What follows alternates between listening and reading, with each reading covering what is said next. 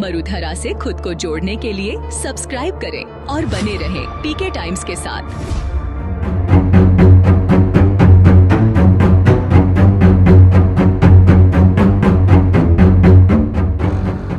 पहलगाम आतंकी हमले के बाद भारत ने बड़ा राजनयिक कदम उठाते हुए सिंधु जल संधि को स्थगित कर दिया है।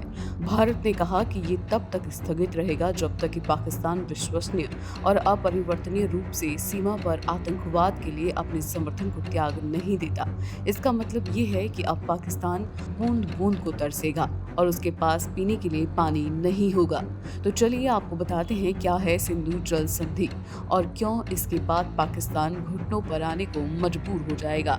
नदियों के जल बंटवारे के लिए भारत और पाकिस्तान ने सिंधु जल संधि की 1960 में। इस संधि में विश्व बैंक मध्यस्थ था।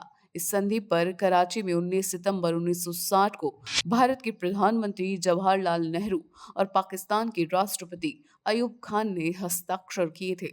संधि ने निर्धारित किया कि सिंधु नदी प्रणाली की 6 नदियों के जल को भारत और पाकिस्तान के बीच कैसे साझा किया जाएगा। इस समझौते के अनुसार 3 पूर्वी नदियों व्यास, रावी और सतलुज का नियंत्रण भारत को, 3 पश्चिमी नदियों सिंधु, चिनाब और झेलम का नियंत्रण पाकिस्तान को दिया गया।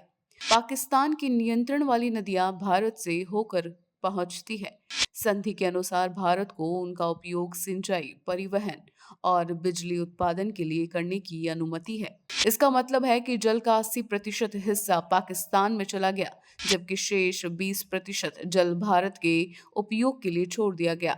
इस दौरान इन नदियों पर भारत द्वारा परियोजनाओं के निर्माण के लिए सटीक नियम निश्चित किए गए।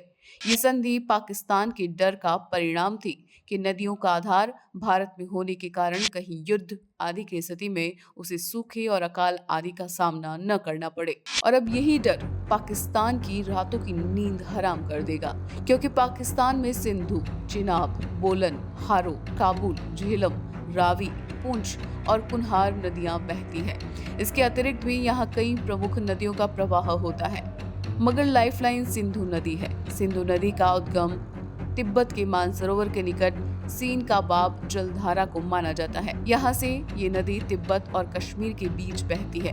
नंगा पर्वत के उत्तरी भाग से घूमकर ये नदी दक्षिण पश्चिम में पाकिस्तान के बीच से गुजरती है।